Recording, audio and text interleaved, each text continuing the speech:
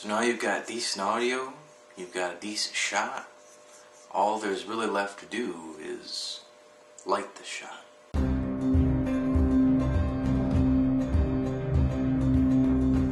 Now for lighting in Good Time Glory, believe it or not, we just use lamps like this. We use a number of them. We use like 2 stationary lamps, and we use this clip-on lamp. Now, that's all fine and dandy. Those work fine. One thing you're going to want to concentrate on and you need to do is you got to get the right bulbs. Now, the best bet is these, I think they're called CFL, just the energy saver bulbs. They make different types, and you definitely want to go for the white or bright white. They have different names depending on the brand. Also, what they use in kind of do-it-yourself photography is tungsten halogen. Now these babies are powerful and they work good, but damn it if they don't make some big ass shadows. So I would think your best bet is going to be this, unless you really need to light the shit out of a shot. Now in lighting, the most integral aspect is the positioning of your lights. The basic strategy behind it is you have lights to illuminate your subject, and then you have lights next to him or behind him to try and illuminate the shadows. Because not just illuminate the shadows, but in illuminating the shadows, lighting the rest of the place so the lighting looks even. One good tip that we found is a clippy light like this, putting it on a door and positioning it upwards towards the ceiling and bouncing the light off the ceiling. That pretty much gives you a decent amount of illumination with very minimal shadows. Now, frankly, I fucked up on the lighting on the first episode of Good Time Glory, and it shows in one shot in particular. Basically because I didn't follow the tips I've listed here, and that's basically because I've been learning as I've been going. The one shot in particular looks pretty bad. A lot of things happened. The light positioning was retarded.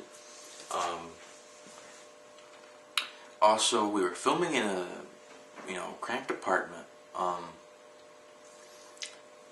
There was things covering the windows, and I underestimated how much daylight was still coming in. And this was a shot that was going long because Max, who plays Hassan, the Middle Eastern guy, we only had him for a couple days. We wanted to get all the shots done, so we started at like noon and it went to like 7 in the evening. So the light was drastically different, and I thought the windows were covered enough, and they weren't. So the tips and the things to learn from my fuck up is keep your lighting very consistent, and I mean even in the way you place them to your subject. Keep in mind daylight. Always keep in mind daylight, because even a little bit can change things a lot. And the biggest lesson to learn is to always review your footage after you shot it. Now, Max has went to school for filmmaking, the guy who plays Hassan, and he said, was the lighting good? And Garrett, who was operating the camera, said, I don't know. And Max said, well, let's reshoot it. And I was getting tired, and I did the stupid thing, and I said, fuck it, it'll be fine. It's not fine. Frankly, it's embarrassing. It's a bad shot, and it should have been refilmed, and it's going to be a little bit out of our means to get Max back here and refilm it. Now, lighting can be fixed a little bit in post. Not a lot.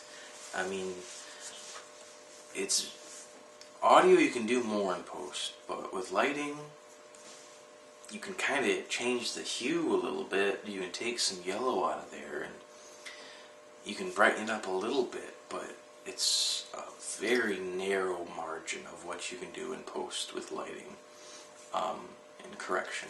at least in my experience. So, lighting is really important. You gotta remember to keep your lighting consistent and the placement of your lighting consistent. You gotta remember how much daylight you have or how little, and how much or little will be in the next coming shots. And you gotta review your shots. Even if you're tired from filming all day, you gotta do it. Because in the long run, it will be worth it. Even if you are a lazy fuck like me.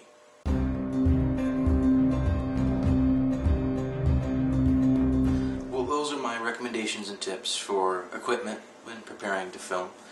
I've mentioned post-production a few times, and in a later vlog I'll go into more detail on exactly how to do that and programs to use. Going to be kind of chronology to these vlogs, you know, kind of done writing, this is preparing to film, eventually we'll get to actually filming, and then to post-production. So for an overview, we've went over getting a tripod. If you don't already have one, get them fairly cheap at like friggin' Walmart.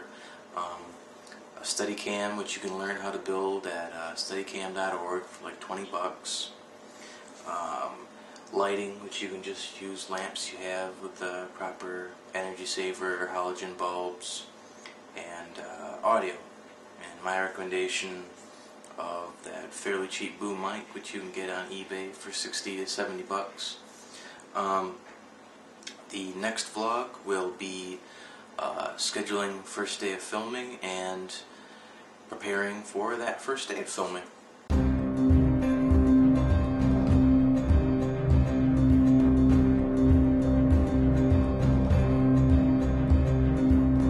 Jim sounds like a panda fucker's name.